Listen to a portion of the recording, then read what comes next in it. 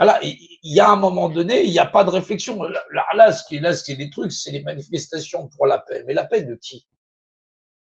La paix de qui? Vous savez combien il y a de guerres encore sur cette planète? Combien il y a de guerres sur cette planète? Combien de personnes se font assassiner? Combien de personnes se font agresser au travail? Combien de personnes ont des conditions de travail déplorables? La paix de qui? Tant qu'il n'y a pas de manifestation pour un ordre humain, je vois pas c'est quoi la paix. C'est quoi la paix sociale?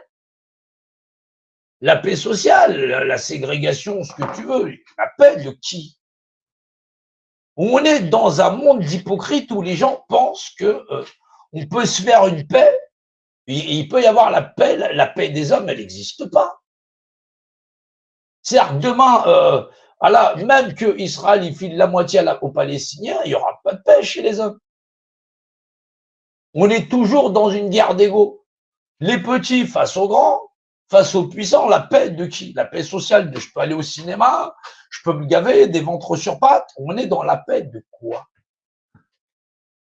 Et les gens y croient réellement. Ils y croient plutôt, je devrais dire, parce que c'est le niveau. On est dans des manifestations pour la paix, il n'y aura pas de paix sociale. Il n'y a pas de paix en société à partir du moment où il y en a qui pensent qu'ils peuvent chier sur la gueule des autres. Il n'y en aura jamais. Tant qu'on ne rappelle pas à chaque humain qu'on n'est que des êtres humains et qu'un être humain, il envoie un autre et que les hommes naissent et demeurent libres et grand droit, que ça, ce ne sera pas la première des priorités et par représentation dans les lois qui définissent de ce qu'on est dans l'univers, la réponse, il n'y aura pas de paix. C'est-à-dire que vendre du vent, brasser du vent, c'est bien que tu y crois.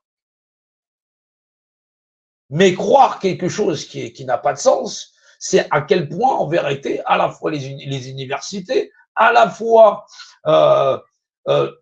les médias servent à endoctriner les populations en leur disant que tu as le choix. Et là, on se sert d'un phénomène comme la Palestine et tout ça pour aller faire voter les gens aux européennes. Ça veut dire, comment fait-on pour avoir le nombre de population nécessaire à aller glisser un bulletin dans l'urne pour crédibiliser le vote des Français pour l'adhésion à l'Europe? On va chercher dans les milieux étudiants.